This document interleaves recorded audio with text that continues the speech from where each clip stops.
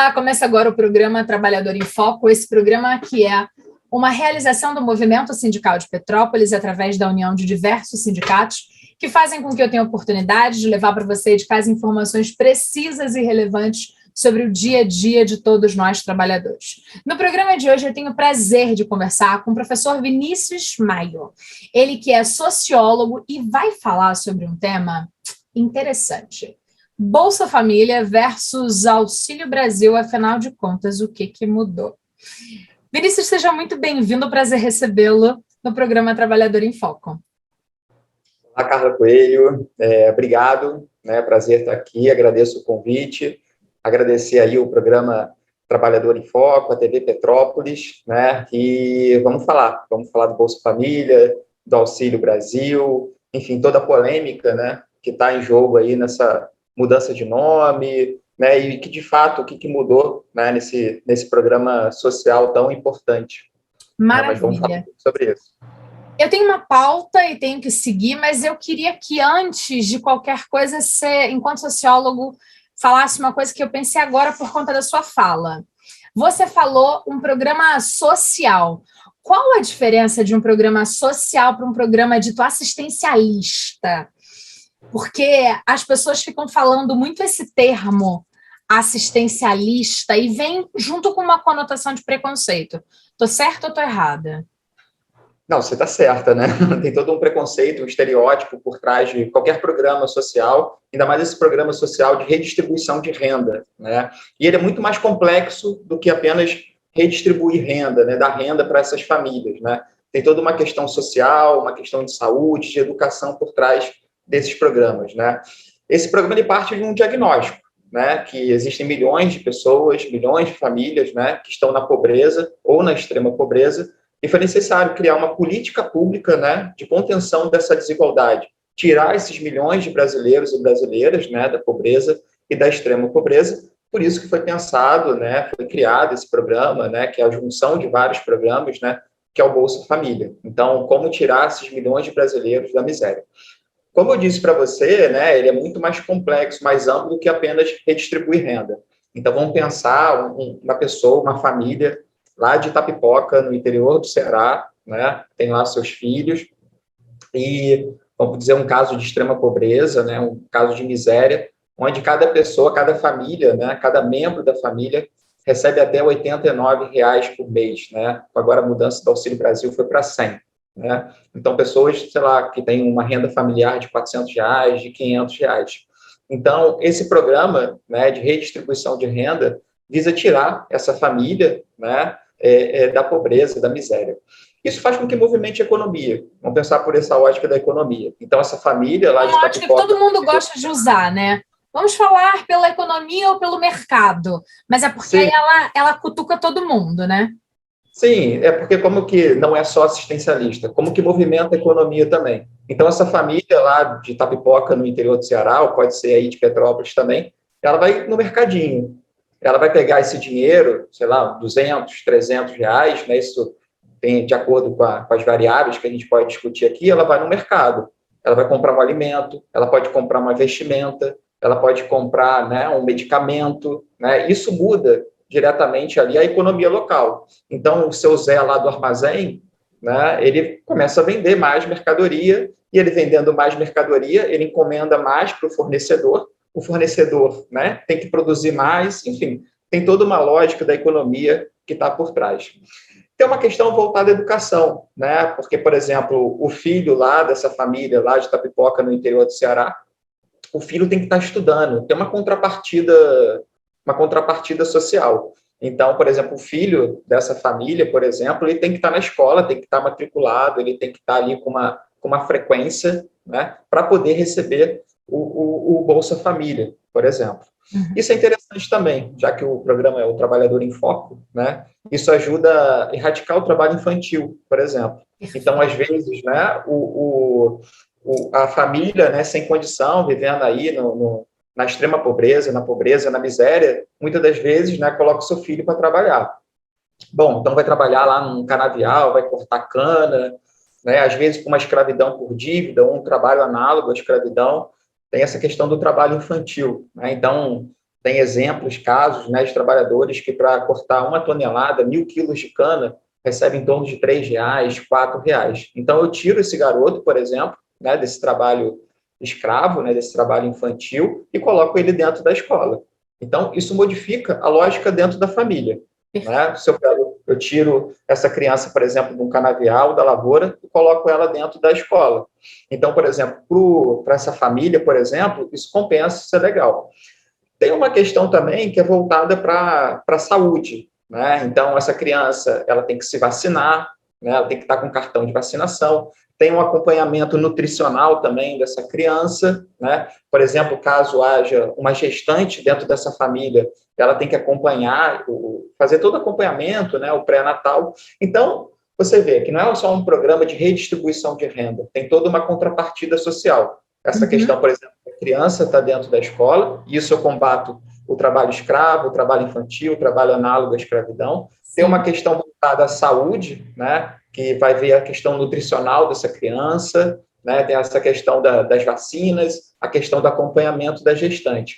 E tem uma questão também que a maioria das pessoas cadastradas, né, que recebem esse dinheiro são mulheres. Né? Então, tem um debate, um recorte de gênero aí por trás também, né? Tem toda uma polêmica, isso é um debate que pode ser feito num outro programa, né? Mas isso ajuda, né, a romper um pouco dessa lógica do patriarcado também. Então, às vezes, aquela mulher, dentro daquela lógica da dominação masculina, que depende ali do marido dentro de casa, quando ela recebe esse dinheiro, isso gera uma certa autonomia para essa mulher. Vai ser um debate mais amplo e cheio de armadilhas. Mas a gente vê, né, como que é um programa amplo, complexo, não é assistencialista, parte de uma política pública de contenção da pobreza, da miséria, que vai perpassando desde a economia, por questões da saúde e questões da educação. Só para terminar, Carla, tem uma pesquisa que eu não lembro qual que é, isso eu vou ter que recordar, que ela fala que como que o Bolsa Família ajuda a romper a lógica do coronelismo, do mandonismo locais. Então, essa família, por exemplo, que eu citei lá de Itapipoca, no interior do Ceará, às vezes é um trabalhador rural, né, aquele cortador, né, uma família que trabalha num determinado sítio, uma determinada fazenda, que está ali, né, há várias gerações, assim, né, do mandatário local. Como que essa ajuda de 200 vezes R$ 300 ajuda a romper essa lógica desse poder quase escravocrata, né, desse mandonismo, desse coronelismo que vem aí, né, dos séculos passados. Então, isso gera uma autonomia para a família. Pô, Vinícius, mas R$ 180, R$ 200, R$ 240, de acordo com a família, isso ajuda a romper uma lógica de dominação colonial ainda presente? Ajuda, né? Porque esse pai de família, por exemplo, ele vai olhar para o coronel, o dono de um sítio, o dono de uma fazenda, de uma maneira diferente. Às vezes ele não ganha nem R$ 200, ele não ganha nem R$ 300. Como eu disse para vocês, né, que para cortar 1 quilo de cana, né, 1 quilo não, 1.000 quilos de cana, 1 tonelada de cana, trabalhador que ganha R$ 3, R$ 4, né? Então, a gente vê que como que mexe com questões, né, como eu falei para você, de economia, saúde, educação e até questões históricas, né, resquícios do nosso passado tão presente. Né? Fantástico. Queria fazer uma pontuação muito pessoal, mas que eu acho que tem muito, que é muito importante quando a gente pega um conhecimento científico, e aí você é um sociólogo que está conversando com a gente, e a gente traz isso para uma questão muito tangível, e que eu tenho, que eu sinto em casa. E aí, como assim? Eu não recebo Bolsa Família. Contudo, a mãe biológica do meu filho, e aí quem assiste o Trabalhador em Foco, Comunicação Livre, e assiste a grade da TV Petrópolis, sabe que eu sou mãe por adoção de uma adolescente hoje com 17 anos, e eu não tenho problema nenhum em falar disso, recebia Bolsa Família. E aí você vai falar, por que a Carla está contando isso? Porque a carteira de vacinação do meu filho na infância, numa família negligente, afinal de contas, meu filho foi para um lar de adoção, ficou 3 anos no lar de adoção, né, no lar de crianças Nossa Senhora das Graças, e depois foi adotado. Logo, esta família biológica foi negligente com o meu filho, e eu posso falar isso porque a gente conversa aqui em casa assim, com tranquilidade, com respeito a essa ancestralidade, mas falando de forma muito prática. Mas a carteira de vacinação era perfeita. eu assumo e eu ainda chego a dizer que talvez não vou falar da sua filha, porque sua filha é filha de enfermeira, jamais em tempo algum que Silvia vai permitir uma vacina atrasada, mas eu estou falando que talvez uma geração na casa dos 30 anos não seja tão preocupada com a vacinação, e a gente está vivendo agora até um movimento antivacinista, que lá a família biológica do meu filho, né, não permitiu o atraso. E por quê? Por conta do Bolsa Família. Sim. E até, o Carlos, então, assim, tem essa coisa ampla do social que você falou, da saúde, da educação. Meu filho estava na escola lá, quando ainda estava com a família biológica. Por quê? Porque tinha o Bolsa Família. Então, assim, a gente precisa fazer esse olhar da percepção do programa e que ele tem fatos reais. Eu estou falando daqui de casa. Eu sei que a coisa aconteceu desse jeito e sei que é por conta do Bolsa Família, então você de casa pode acreditar que o que o professor está falando é verdade de verdade. Não é esse conhecimento teórico do especialista que fica no plano das ideias. Não, a gente está falando de coisas reais.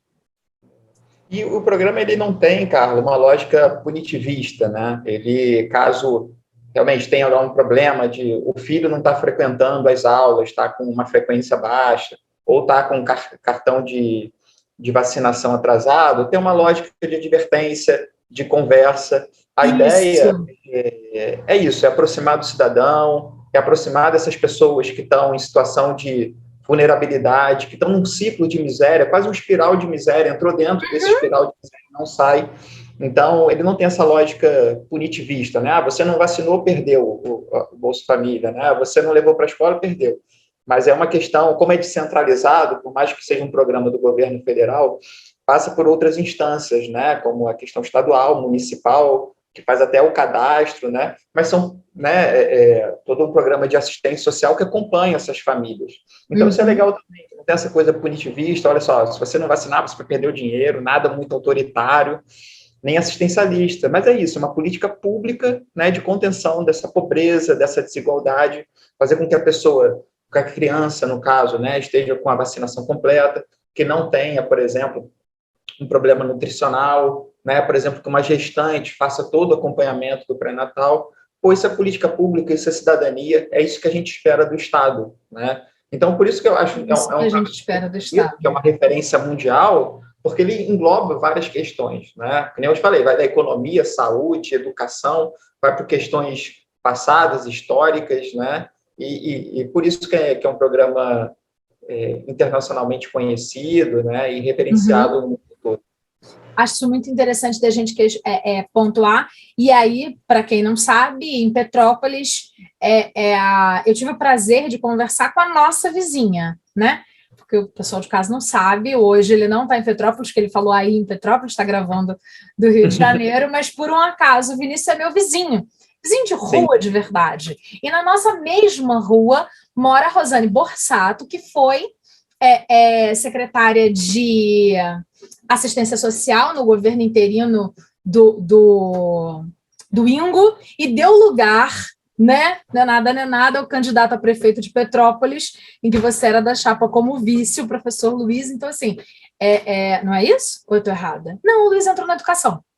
Para educação, sim. Educação, mas é ali no mesmo mundo. De qualquer forma, por que eu estou pontuando essas coisas? Eu tive o prazer de conversar com a Rosane aqui, e Petrópolis tem, assim como em todos os lugares, quase que 1/3 da sua população vivendo em estado de pobreza ou extrema pobreza.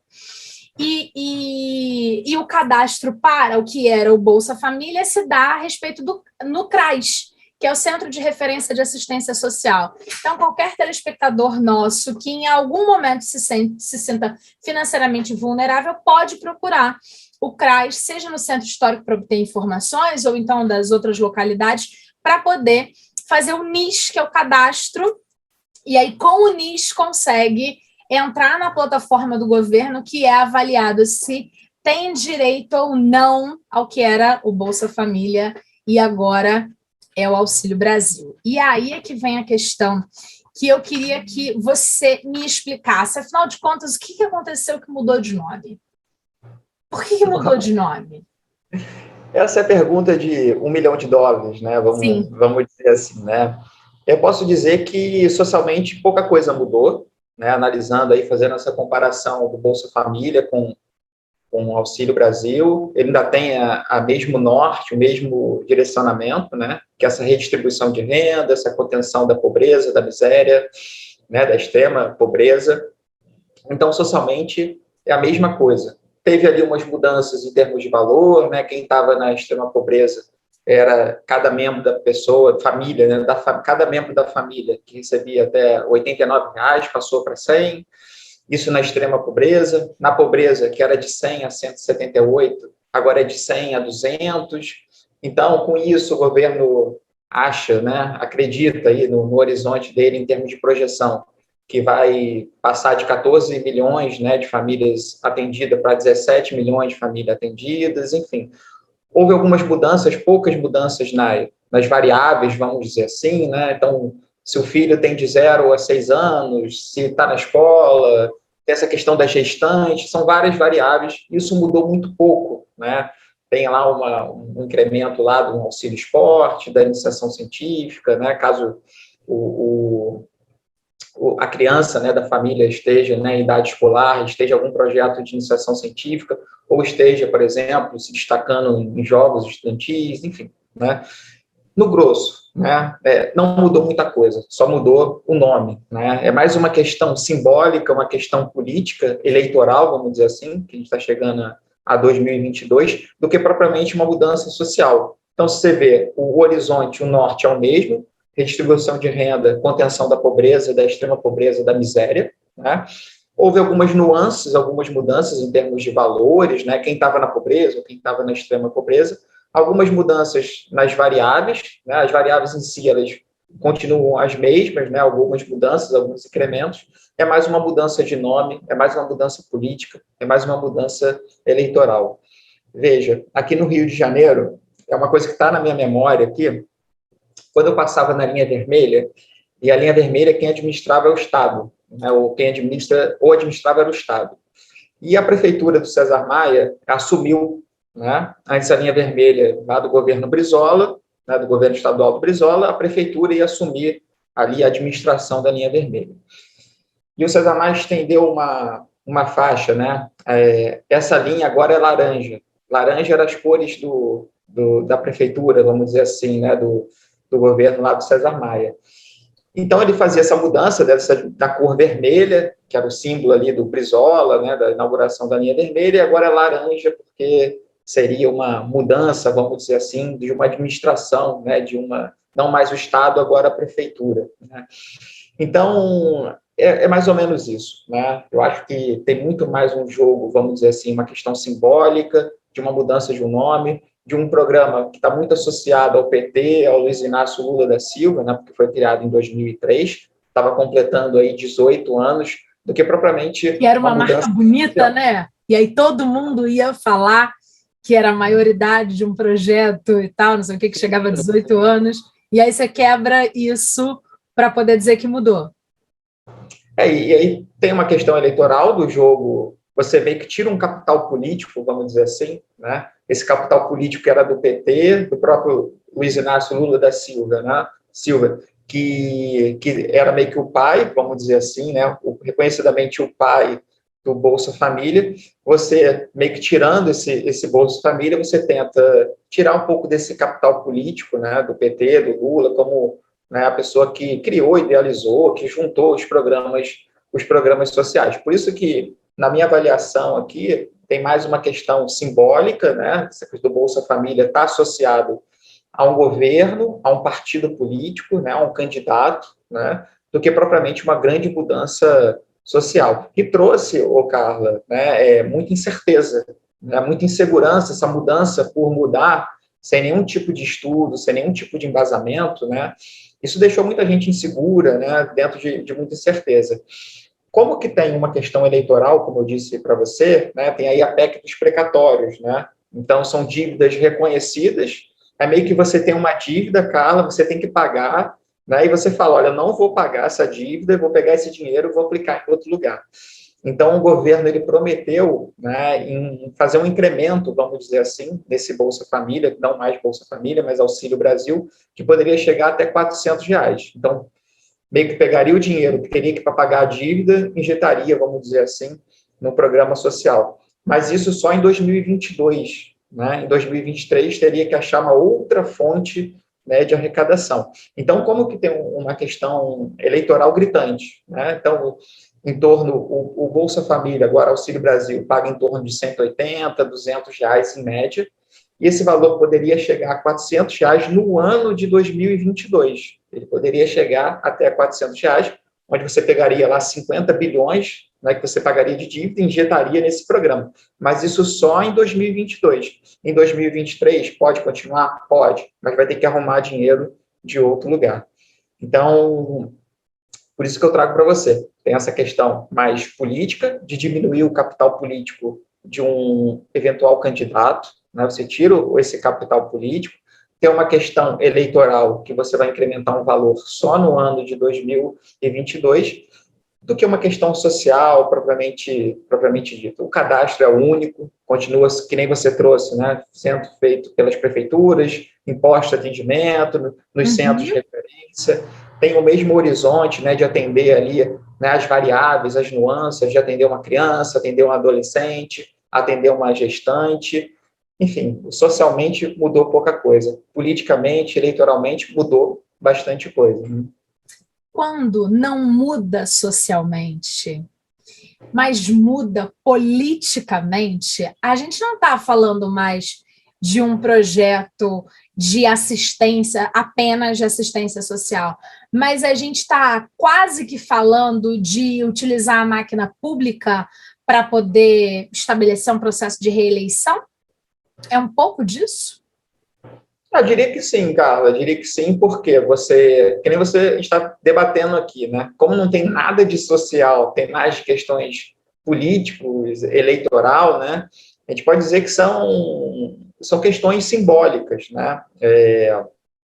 Veja, né, na passagem, uma formatura, por exemplo. A formatura, você está saindo, por exemplo, do ensino médio e indo para a universidade. Então, a formatura, ela representa esse rito de passagem, né? Tem uma questão simbólica de que você não é mais, vamos dizer assim, né, um estudante de educação básica, agora você é um universitário. O batizado, por exemplo, o casamento, né? São todos rituais de passagem, né? E existem esses rituais na política também, né? Esses elementos simbólicos dentro da política. Então, você destituir um programa social que tem um nome associado, vamos dizer assim, né, a um candidato, né, a um partido político, né, isso é um elemento simbólico de um rito de passagem, meio que de você tentar anular e tirar esse capital político de um eventual concorrente, né?